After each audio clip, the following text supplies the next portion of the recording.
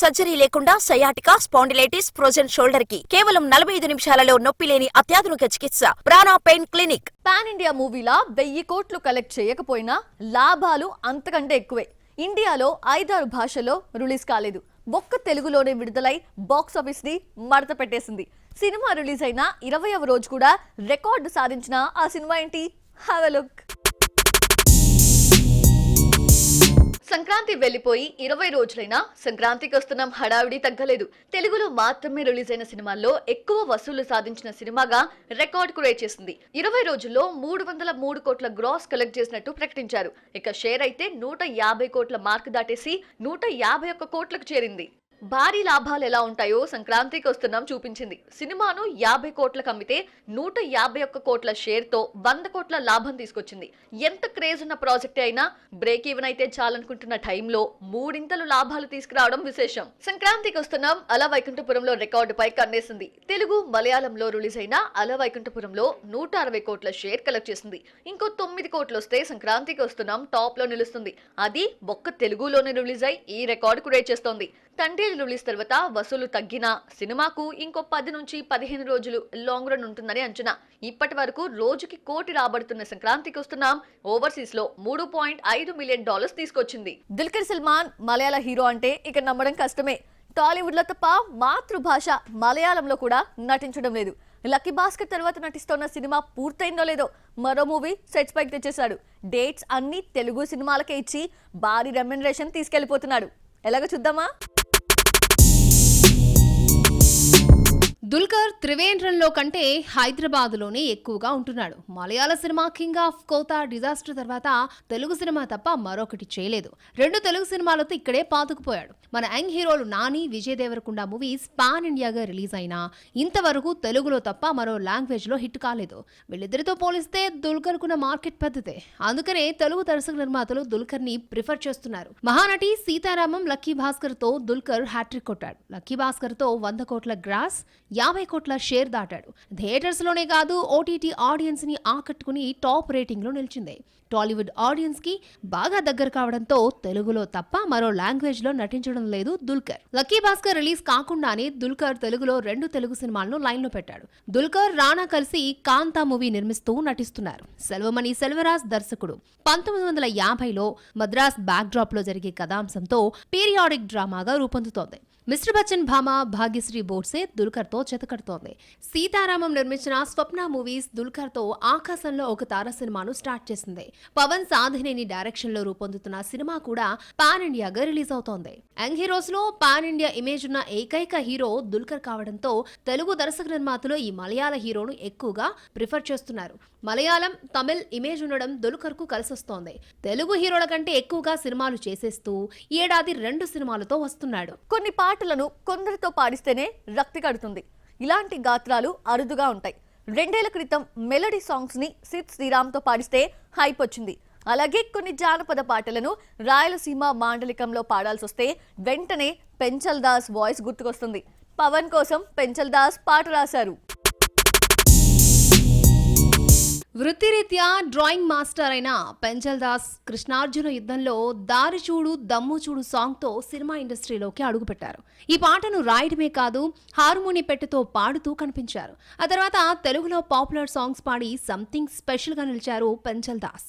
రాయలసీమ మాండలికంపై మంచి పట్టున్న పెంచల్ దాస్ త్రివిక్రమ్ దృష్టిలో పడ్డాడు.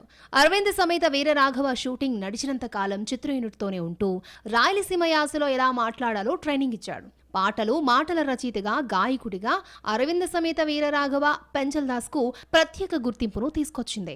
బలేగుంది బలా అంటూ విలక్షణ గానంతో శ్రీకారం మూవీకి హైప్ తీసుకొచ్చిన పెంచల్ దాస్ హరిహర వీరమలులో పవన్ పాడిన మాట వినాలి పాటను రాశాడు. పెంచల్ దాస్ మొదటిసారి కీరవాణి ట్యూన్ కు పాట రాశారు. పెంచల్ దాస్ మళ్లీ బిజీ అవుతున్నాడు. వీరమలులో పాట రాయిగా విశ్వక్సేన్ లైలా కోసం నాగరత్తమ్మ సాంగ్ ను రాసి పాడారు. లియోన్ జేమ్స్ మ్యూజిక్ ఇవ్వగా సినిమా ఈ నెల 14న థియేటర్స్ లోకి వస్తోంది. పూజా హెగ్డేను ఫ్లాపులు వీడడం లేదు. ఫేడ్ అవుట్ నుంచి కోలుకొని వరుస సినిమాలు చేస్తుంది అన్న పేరే గాని ఫ్లాపుల్లో డబుల్ హ్యాట్రిక్ కొట్టేసింది. ఎన్నో ఆశలు పెట్టుకున్న దేవా ఫ్లాప్ కావడంతో ఐరన్ లెగ్ ముద్ర మరింత గట్టిగా పడిందా? Watch the story. పూజా హెగ్డేకు తెలుగులో తప్ప మరో లాంగ్వేజ్ లో హిట్ లేదు. హిందీలో ఏ సినిమా చేసినా నిరాశే మిగులుతోంది. మొహంజదారో వంటి గ్రాండ్ మూవీతో హిందీలోకి ఎంట్రీ ఇచ్చింది. ఆ తర్వాత నటించిన హౌస్ఫుల్ 4 అంతంత మాత్రమే. రణ్వీర్ సింగ్ తో నటించిన సర్కస్, సల్మాన్ తో జతకట్టిన కిసి కా భాయ్ కిసి కా జాన్ కూడా చేతులెత్తేశాయి. రీసెంట్ గా రిలీజ్ అయిన దేవాతో ఫామ్ లో కొద్దామనుకుంటే ఫ్లాపుల్లో డబుల్ హ్యాట్రిక్ కొట్టింది. Pooja Hegde carrier iron leg తో మొదలైంది. డెబ్యూ మూవీ ముగమూడి, ఆ తర్వాత తెలుగులో నటించిన ఒక లైలా కోసం ముకుంద, మొహంజదారో ఫ్లాప్ కాగా దువ్వాడ జగన్నాథంతో క్రేజ్ సంపాదించింది. ఇక గురూజీ దృష్టిలో పడి అరవింద సమేత వీరరాఘవతో హిట్ హీరోయిన్ అనిపించుకుంది. అల వైకుంఠపురంలోతో టాప్ ప్లేస్ కి చేరింది పూజ. తెలుగులో Pooja Hegde double hat trick hit కి రాధేశ్యామ్ బ్రేక్ లేసింది. అరవింద సమేత వీరరాఘవ, మహర్షి, గద్దలకొండ గణేష్, అల వైకుంఠపురంలో మోస్ట్ ఎలిజిబుల్ బ్యాచిలర్ తో సూపర్ ఫామ్ లో ఉంటూ టాప్ చైర్ సొంతం చేసుకుంది. అయితే డబుల్ హ్యాట్రిక్ హిట్ రికార్డ్ కి రాధేశ్యామ్ బ్రేక్ లేసింది. రాధేశ్యామ్ తో మొదలైన ఫ్లాప్ పూజా హెగ్డేని వీడడం లేదు. ఒకనొక టైంలో చేతిలో సినిమా లేని సిచ్యువేషన్ నుంచి బయటపడి ఆఫర్స్ అందుకుంటే రీసెంట్ గా హిందీలో రిలీజ్ అయిన దేవా మినిమం వసూలు కూడా రాబట్టలేకపోతోంది. రాధేశ్యామ్, బీస్ట్, ఆచార్య, సర్కస్, కిసి కా భాయ్ కిసి కా జాన్ లేటెస్ట్ గా దేవా షాక్ ఇచ్చాయి. పూజా హెగ్డే ఫామ్ లోకి వస్తుందా రాదా తేలాలంటే ఇంకో 4 నెలలు వెయిట్ చేయాలి. సూర్యతో ఫస్ట్ టైం నటిస్తున్న తమిళ చిత్రం రెట్రో మే 1న రిలీజ్ అవుతోంది. ఇందులో తక్కువ మేకప్ తో కొత్తగా కనిపిస్తోంది పూజ. ఆ తర్వాత విజయ్ తో జోడీ కట్టిన జననాయగన్ రిలీజ్ కానుంది. కీర్తి సురేష్ కి కూడా బాలీవుడ్ కలిసి రాలేదు. చిరకాల ప్రియుడు యాంటోనీతో కీర్తి 7 అడుగులు వేసి హనీమూన్ కి వెళ్లకుండా బేబీ జాన్ ప్రమోషన్ లో పాల్గొని ప్రొఫెషనలిజం చూపించింది. తమిళ హిట్ తేరి రీమేక్ గా రూపొందిన బేబీ జాన్ హిందీ ఆడియన్స్ కి నచ్చలేదు. నయనతారకు తప్ప మరో సౌత్ హీరోయిన్ కి బాలీవుడ్ కలిసి రాలేదు. తెలుగు సినిమా లోపర్ తో వెండితెరకు పరిచయమైన దిశా పటాని హిందీలో సెటిల్ కాలేకపోయింది. 15 ఏళ్ల క్రితమే కట్టా మీటాతో త్రిష హిందీలోకి ఎంట్రీ ఇచ్చిన ఫ్లాప్ కావడంతో ఈ ఒక్క సినిమాతో పరిమితమైంది. నయనతార ఒక్కటే జవాన్ తో అద్దరిపోయే హిట్ అందుకున్నా రెండో సినిమాకు ఇంతవరకు గ్రీన్ సిగ్నల్ ఇవ్వలేదు. ఒక రోజే 4-5 సినిమాలు వస్తాయంటే రావని అర్థం. ఆడవారి మాటలకు అద్దాలే వేరన్నట్టు మన సినిమాల రిలీజెస్ కి మీనింగే వేరు. 4 క్రేజీ మూవీస్ పోటీ పడితే ఒకరిద్దరు తప్పుకోవాల్సిందే. ఈ నెలలో వస్తామని ప్రకటించి వాయిదా పడిన సినిమాలేంటో చూద్దామా? వాలంటైన్స్ డే సందర్భంగా కుర్ర హీరోస్ మూకుమ్మడిగా రావడంతో కిరణ్ అబ్బవరం తప్పుకోవాల్సి వచ్చింది. ఆల్రెడీ విశ్వక్ సేన్, లైలా, కిరణ్ అబ్బవరం, దిల్రూబా లైన్ లో ఉన్నాయి. దీనికి తోడుగా crazy young hero Siddhu Jonnalagadda movie Krishna and his Leela అనుకోకుండా ఎంట్రీ ఇస్తోంది. డీజే టిల్లుతో సిద్ధు జొన్నలగడ్డకి క్రేజ్ రావడానికి ముందే కృష్ణ అండ్ హిజ్ లీలా అనే మూవీ చేశాడు. శ్రద్ధ శ్రీనాథ్, సీతర్ కపూర్, శాలిని హీరోయిన్స్.